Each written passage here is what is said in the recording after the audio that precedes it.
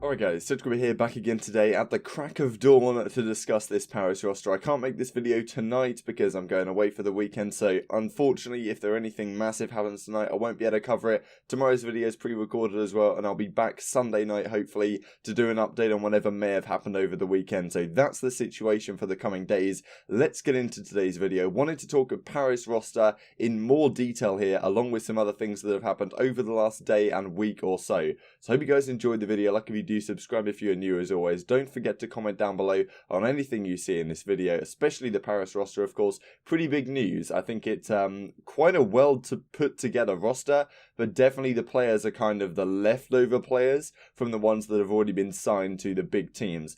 Probably Paris can't be blamed too much for that. Of course, a lot of the big players want to sign for the teams in the state and also for the London squad. Toronto also is probably going to struggle for the best players because they don't have the best city, I guess you could say, compared to a New York or a Chicago or a Dallas, something like that, right? Los Angeles, of course. So we'll get into that in this video, and let's crack on with it. So firstly, New York City, talking about them, they say they're going to kick off a $10,000 online Modern Warfare tournament. This is the sort of stuff that I want to keep you guys aware of, because when the game drops, we know that the CDL doesn't start until like 2020, so it's going to be very difficult for us to be in a position to actually have so much stuff to watch. So even tournaments like this, as long as some pros are playing, maybe we can make something out of this. So this is the website, bit of a dodgy one, but anyway, celebrating the launch of New York's Call of Duty team, we're hosting a $10,000 5v5 online tournament, PS4 only. Qualifiers are on 1st of November to the 2nd of November, with finals on the 3rd of November. So that's the plan. If you guys are interested in playing, then I guess I will leave this link down below. Let's move on to this tweet that we've had a look at the last couple of days, but I haven't really gone into too much detail on. CDL is chalked, everyone is signing their friends and content creators as subs. Now I believe this refers to 2 individuals, or maybe more than that, but I know that Spitfire, Reedy was talking about it the other day, and he was pretty much going in, and speaking a lot of facts, to be honest. Now the 2 players that are being talked about here, I believe, are Mutex, Daddy Moo Moo, or whatever you want to pronounce it as, and T-Tiny, I believe. Now Tiny just played in the Black Ops 2 throwback tournament. Whenever I've watched him, he's been pretty good. He's played in some of these Northern Arena Canadian tournaments, played in the throwback tournaments, but he's never really done that much on LAN, right? And apparently he's got a spot as a substitute somewhere. I really don't know where that is, but apparently he is in that kind of position.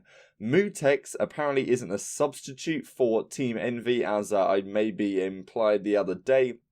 And to more likely, he's an S&D analyst for the Dallas team. Now, it's very interesting this, because Moo Moo is like 24, he's an S&D star, he's played with a lot of the S&D stars, the likes of Illy, and I don't know to what degree he's played with Shotzi or Hook, but I'm pretty sure he hasn't really played with Crimsix or Clayster, right? The rest of that rumoured squad. So it seems like it's mainly Illy. And it's very difficult to say what Mutex can bring to a team like this. He's not a particularly high tier S&D star. He's been around for many a year. I'm sure he understands search and destroy. But you're expecting this guy to come in and be like effectively coaching Crimsix and Clayster on how to play search. Like, this is pretty unbelievable. At the same time, of course, if you're going to get an S&D analyst, or whatever you want to describe it as, there's not really many people you can get that the likes of Crim and Clay are actually going to trust and believe in. It's still pretty crazy that I imagine Illy has had a lot of influence here in getting him on the team, if that is the case. And I'm sure a lot of guys like Spoof and like Parasite are thinking, well, why is Mutex being picked up and Tiny when I've been around longer, I've done more, and why are they spending the money there when they could be spending the money on a accomplished substitute or whatever? I understand their concern. I know a lot of people in the community are in a difficult spot right now trying to get a position on a franchise team or a substitute position or whatever, and I think that's an interesting concept that a lot of these individuals are being picked up because of friendship bases with players that have been picked up, because I know that a lot of these franchises don't really know what they're doing in Call of Duty, and they're picking up a lot lot of players and or a lot of hires, not necessarily players, that maybe don't have the best idea what's going on. That was what they were talking about on Spitfire, and I think it's an interesting concept when everything does get announced, that we're going to see some management people, some coaches, some analysts that maybe don't fully belong in those positions because of the lack of understanding, and maybe some people who do belong have missed out, and obviously with the amount of money on the line, that's a really big deal, so maybe that's something to consider. So Doug's announcement was meant to be last night. Turns out major announcement tomorrow. I made a mistake. Major announcement tomorrow. Promise. Apparently that's coming tonight. Whatever the major announcement is, maybe won't be as major as we think it is, because Center always likes to big these things up. But I thought I'd make you guys aware of that. Thanks to Attila Trot for adding me in this tweet. Someone pinched me, I'm dreaming. Maybe related to the Center tweet we just looked at here. And this is also related to Daddy Moo Moo. But I'll play this clip from Gage at the end of the video here when he drops the 1v4 on them. This is the roster. Interesting, of course. Who would you make your starting five? So we've got Luca, we've got Shox, we've got Dens, we've got Kismet, Phantoms, Zach Zdenya, and Breezy. Now, interesting squad. Personally, I feel like this is obviously, in comparison to some of the other squads we've got, not the most dominant, not the most high tier. The players are not necessarily leftovers, but kind of, right? I do like the way it's been put together. I think quite interestingly here. So this is the full roster in a little bit of a bigger form. I like what Kroenke said here on Twitter. I did hear this. I hear about this a couple of weeks ago, that Lando was actually helping to build this team. So he's gonna have to explain how or what the logic is of this group or team or players. I don't know how much input he had, but he definitely helped. Yeah, that kind of goes along with what I heard as well.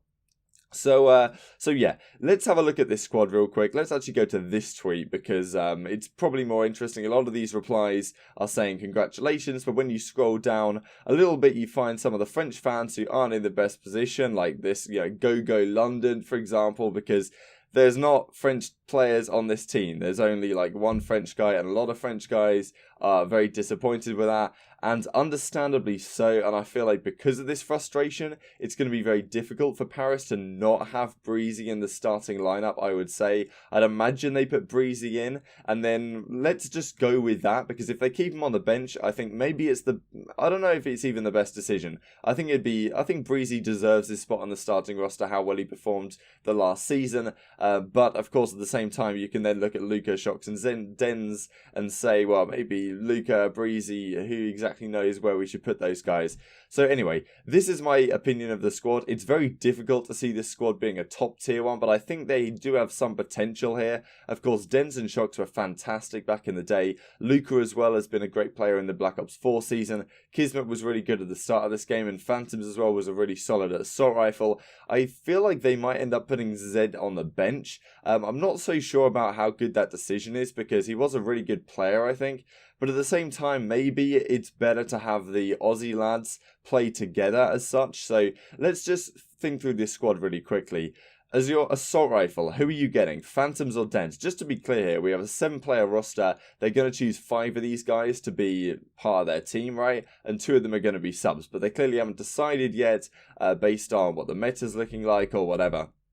So for your assault rifle, we're probably thinking Dens or Phantoms, right? Now, it depends really on how the meta goes, of course. Maybe you need 2 main assault rifles. Maybe you need it to be very slow games. That's why they haven't announced this yet. But, who are you taking over, Phantoms or Dens? Phantoms maybe was better in the Black Ops 4 season, but I feel like there might be some chemistry importance that you want to have on your starting roster, especially at the start of the game. So I'm somewhat tempted here to say Dens. I feel like Shox is honestly a bit of a no-brainer. He didn't play in the Black Ops 4 season, really, apart from on Mindfreak. He was completing his studies. But in previous titles, Shox has been, especially in World War II, I think he was the highest KD for an assault rifle, or not for assault rifle, for an SMG in that entire game over the season. He had something like a 1.11 or something. So really impressive stuff from Shox.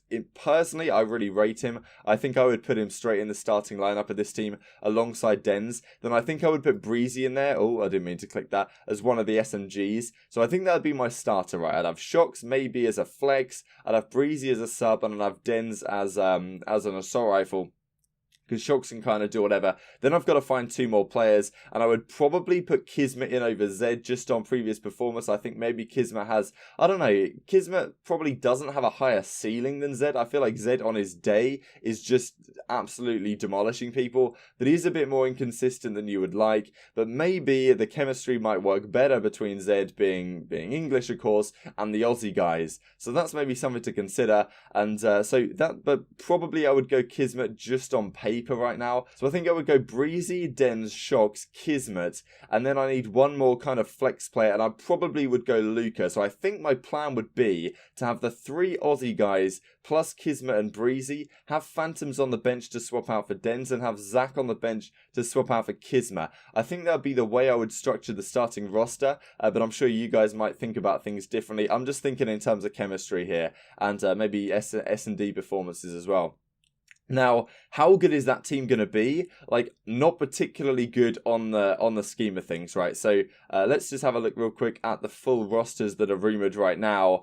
Compared to these squads, I mean, you can't realistically say that this Paris squad is going to be better than any of these, right? The New York squad is quite clearly better. LA, London is confirmed. Florida, they might have a run for the money for, but Dallas, Chicago, Atlanta, like all these teams should be better. So this is probably going to be like a top 12 team, right? It's difficult to say they get much above that. I think they do have some upset potential, of course, but on paper, it's really not going to be the greatest squad. I do think they'll win a few series here or there. They do have some options to switch out some players and maybe get some good performances in from people that they can bring in as a substitute, but really on the whole I'm not seeing great potential here, and I'm sure maybe you guys are in a similar boat. So anyway, I hope you guys enjoyed the video. Like if you did, subscribe if you're new, as I'd greatly appreciate it. Thanks for watching as always. I'll see you next time.